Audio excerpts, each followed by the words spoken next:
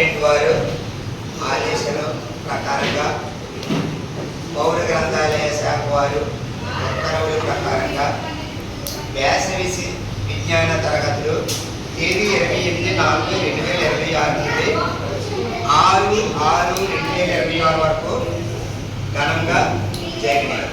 మరి ఈ వేళతోటి 44 రోజులు ఉంది. రేపు 45 లాస్ట్ రోజు మాట్లాడుతుంది. రేపు మనకి లాస్ట్ రోజు. రేపు మీకు అందరికీ కూడా సర్టిఫికేట్స్ ప్లస్ మెమోతో ఇస్తారు. ఆ స్టూడెంట్ రావాలి. ఇప్పుడు మనం మీరు 3rd క్లాస్ నుంచి 10th క్లాస్ వరకు పిల్లలు ఉన్నారు. 10th క్లాస్ పిల్లల వరకు ఉన్నారు. మీకు చూడండి, 3వ తరగతి నుంచి 3వ తరగతి నుండి మీకు సబ్జెక్ట్స్ డివైడ్ అవుతాయి. 3వ తరగతి నుంచి మీకు సబ్జెక్టు డివైడ్ అవుతాయి. అదే కాన్వెంట్ పిల్లలకైతే ఎల్కేజీ నుంచి ఉంటాయి, కానీ గవర్నమెంట్ స్కూల్కి వచ్చేటప్పటికి 3వ తరగతి నుంచి మనకి డివైడ్ అవుతాయి. అందులో మనకి పావి 1 తర్వాత పావి 2, పావి 1 అంటే ఏంటి? పరిసరాల విజ్ఞానం 1 అంటే సైన్స్. పావు 2 ఏంటి? ఇది పరిసరాల విజ్ఞానం 2 అని సోషల్ ఉంటుంది. ఇది 5వ తరగతి వరకు ఉంటాయి అన్నమాట. ఈ సబ్జెక్ట్ మనకి 5వ తరగతి వరకు ఉంటుంది. ఏంటి? 3వ తరగతిలోని పావి 1 పావి 2, 4వ తరగతిలో కూడా పావి 1 పావి 2, 5వ తరగతిలో కూడా పావి 1 పావి 2. అంటే పావి 1 అంటే ఏంటి? సైన్స్. పావి 2 అంటే ఏంటి? సోషల్. తర్వాత 6వ తరగతిలోకి వెళ్ళేటప్పటికి ఏమని ఉంటుంది? జనరల్ సైన్స్ అని ఉంటుంది. అంటే ఓన్లీ సైన్స్ ఒకటే, టెక్స్ట్ బుక్ ఒకటే ఉంటుంది. సైన్స్ సోషల్ సైన్స్ సోషల్ కింద డివైడ్ అవుతుంది.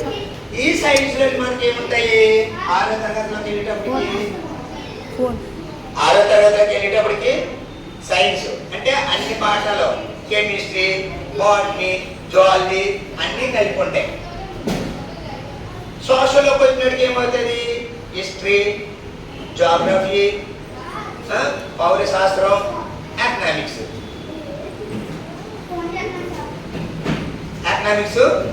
ఉంటాయన్నమాట. ఇవి 6, 7వ తరగతులు ఉంటాయి.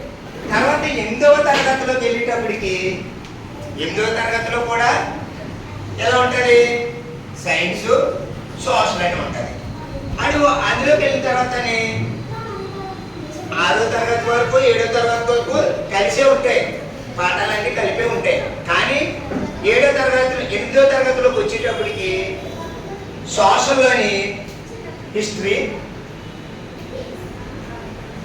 తర్వాత జాగ్రఫీ, తర్వాత పాలిటిక్స్ ఆర్ ఎకనామిక్స్ ఇలా ఉంటాయి. ఎక్కడి వరకుని? 10th class వరకుని, 8th to 10th వరకుని. అందుకే మనకి 8th వచ్చేటప్పటికి 2 నోట్స్లు పెట్టమంటాము. సోషల్కి 2 నోట్స్లు పెడతాం, సైన్స్కి 2 నోట్స్లు పెడతాం. ఏంటి?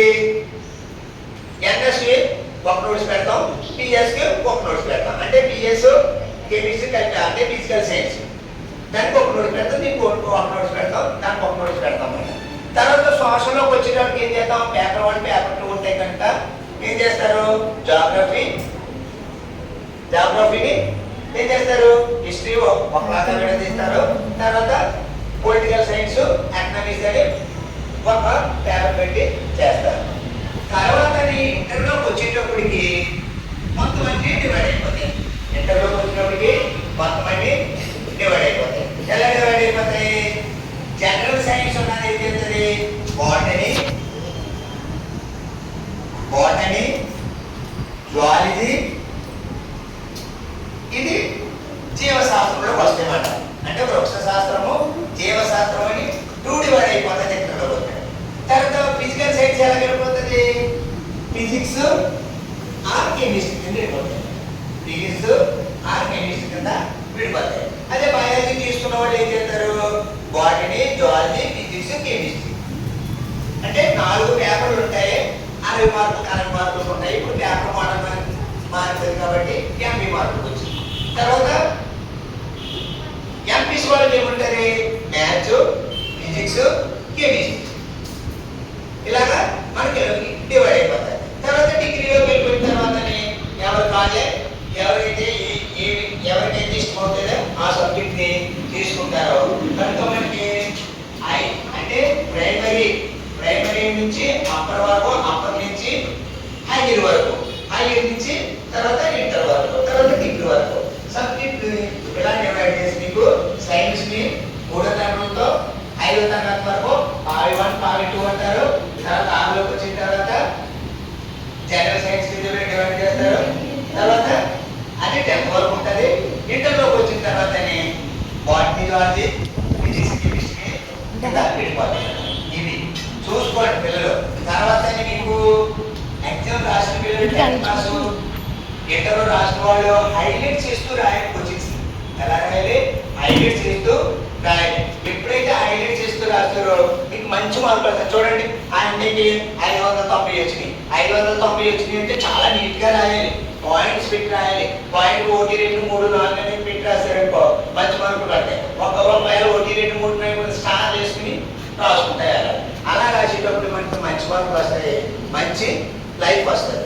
కనుక మీరందరూ కూడా ఈ 45 రోజులు సీతంపేట శాఖా గ్రంథాలయానికి వచ్చి మాస్టర్లు మరి అనేక మంది మాస్టర్లు వచ్చారు.